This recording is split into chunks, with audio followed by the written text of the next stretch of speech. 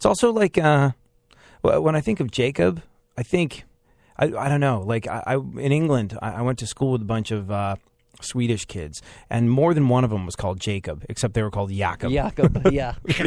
My name is Jakob. So I either think of my incredibly sort of like, just, you know, that whole thing where they practiced eugenics in Sweden until the year 1983.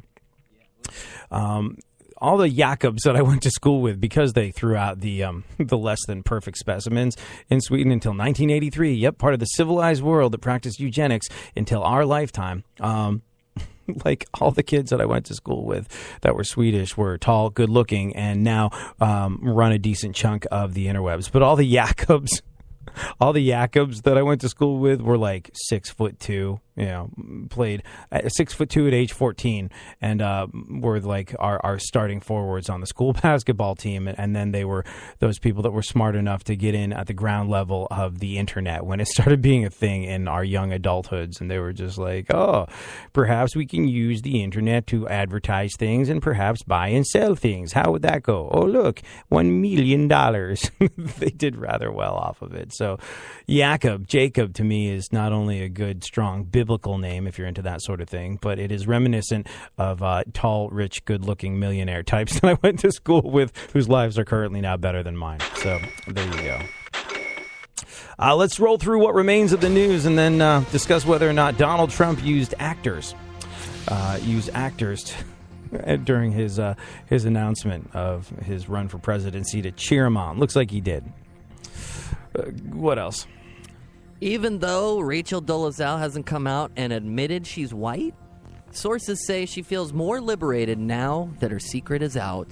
For instance, she no longer feels afraid to attend pool parties in Mississippi. Go on.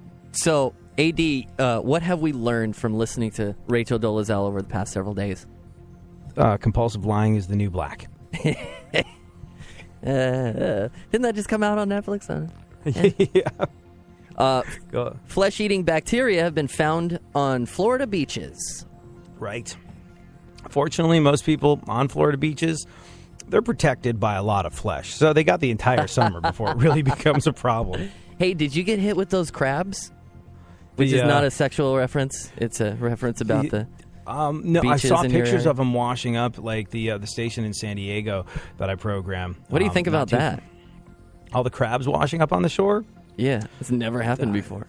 I don't know. There's some very clear piece of Kardashian humor lurking below the surface of that one. You know, crabs washing up on California beaches, but I haven't just quite workshopped that one yet. Yeah, just in time for summer. I don't know. Easy pickings. A lot of people I know find crab meat to be delicious. Do you eat that faux crab meat that comes in like the Asian soups and stuff like that? I feel if I eat that, I'll get like a growth. You know? It's like... Here's some fake animal. You know? It's so weird. It's such a weird thing because like the fishy taste... Like if you eat really good sushi, the idea is that it doesn't taste fishy. And that fishy taste is, you know, it's so weird because, like, people will be like, oh, how's your fish? I don't know, tastes a little fishy. Like, it's weird. When you're eating really good fish when it doesn't taste fishy, when it doesn't smell fishy. Like, that's a sign of quality. And with this artificial crab meat, they actually put the fishy smell and taste into whatever it is. Tofu, plastic, whatever the hell that creepy, indescribable stuff is. It's very, very weird, and it makes me extremely uncomfortable, but I still eat it. It's strange. Go on. It's like seeing an imitation Elvis. Yeah, kind of, but yeah. I never want to find out what an imitation Elvis tastes like. Probably a little smoky. I know I will have made some extremely poor decisions in life if I'm aware of the taste of an imitation Elvis. I had to get out of Vegas some way. Erase that from my memory and... Hit the dump button. What is it want for the money? City in Belgium launched text walking lanes for smartphone addicts. Yeah. Texting while walking is dangerous, which is why most Americans only like to do it when they drive. Have you ever tripped by looking at your phone? I know I have. No, I don't think I've had any mishaps with looking at my phone while walking, but it's gonna happen. It's just waiting to happen. It's that thing where it's just like, you know what? One of the reasons I held out, I was the last person I knew to get a smartphone. I was like, I don't need it, and people would be like, hey, did you get that email I sent you? I was like, no. Let me check my phone. They're like, well, did you get that email I sent you? I was like, no, I'm out. I'm not checking. Bizarrely enough, while I'm out on a Saturday, I'm not checking my work email. How's about that? And I held out from getting a smartphone for the longest time because I just didn't want people to have that sort of access to me in the workplace. And it's just, oh, God. And I still regret and resent that. They're like, did you get that email I sent you? It's like, no, it's Saturday. I'm not checking work email. Piss off. But now you have to have one. It's just there's no getting around it, and it upsets me and angers me. So, yeah, no, I don't... it's going to happen because you're just expected to be in constant contact at your employer's beck and call no matter what. Now we have smartphones, and it's just, yeah. Anyways, yes. So much so that a city in Belgium has launched text walking lanes for smartphone addicts. You'd never see that here in America, though. You know, walking. Go on. A California man claims he found a deep-fried rat in a bucket of KFC. Oh, so KFC upgraded their menu? Delicious. Sometimes you just know you're done. You're longing for that shining sun. You walk these streets most every day. You're waiting to get washed away.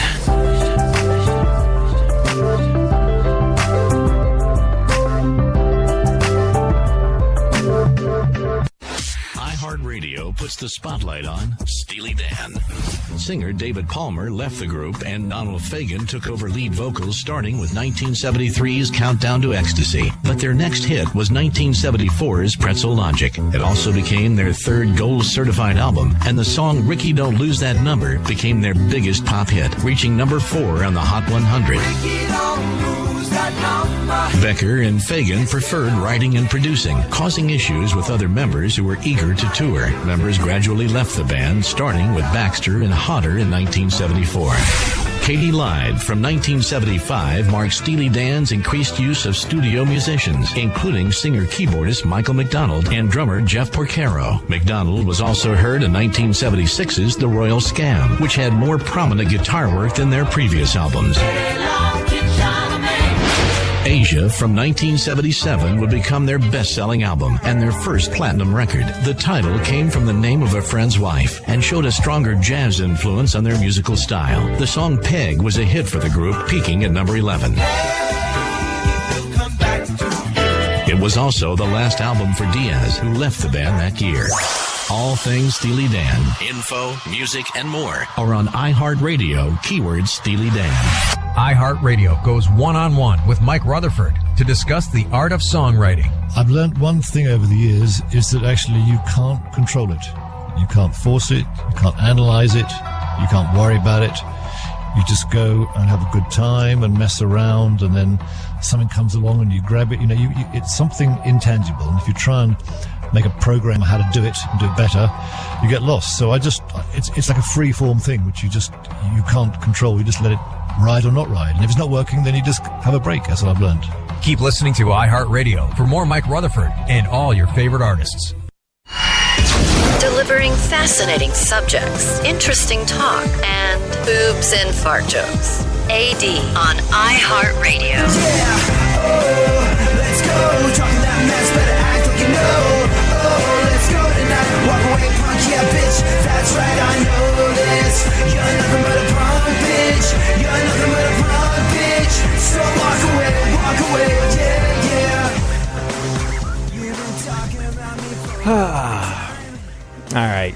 Well, let's no, you know what? Screw it. Let's do some more news. We're having fun. Let's do some more news, Funkhauser, and then we'll dump on Donald Trump. The Trump dump. I think that's what today's episode of the show is called.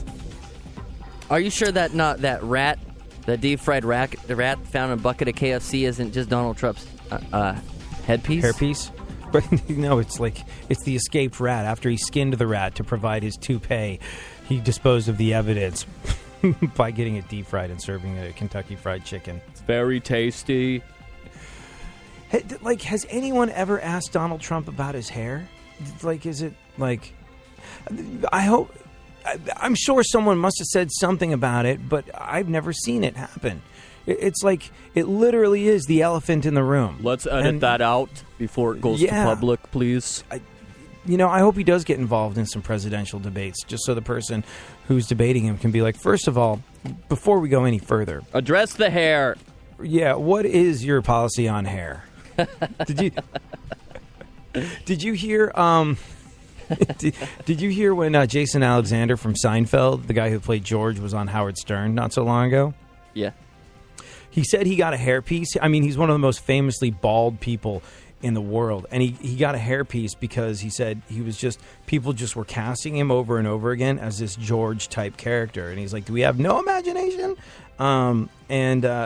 So he got a hairpiece to try and make people think of him not as George from Seinfeld so he could get more work as an actor. But he was like, oh, it was such a pain in the ass. He was like, I did wear it, though. He accompanied William Shatner, who he's apparently very good friends with, to the roast of William Shatner, wearing it.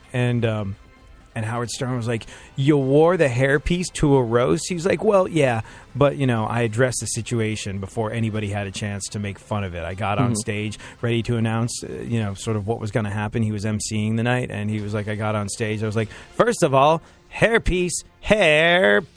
And he was like, so from there on in, he was able to get away with it for the rest of the night. I think if the Donald is to have any hope whatsoever of making waves in the presidential election, he has to get on stage, and before he discusses foreign policy or building that giant wall between America and Mexico or how much money he's worth again, he just has to go on. He's like, first of all, I'd like to address the hair.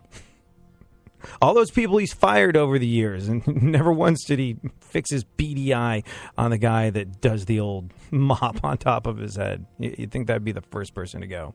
Sorry, you've made me a laughingstock since 1986. You're fired. The hair tells me what to do. It is my number one. J.D. Power has ranked the top 10 car brands for quality. Yeah, so as you were, Kia. Our 17-year-old fan, he wants one of those Teslas coming out.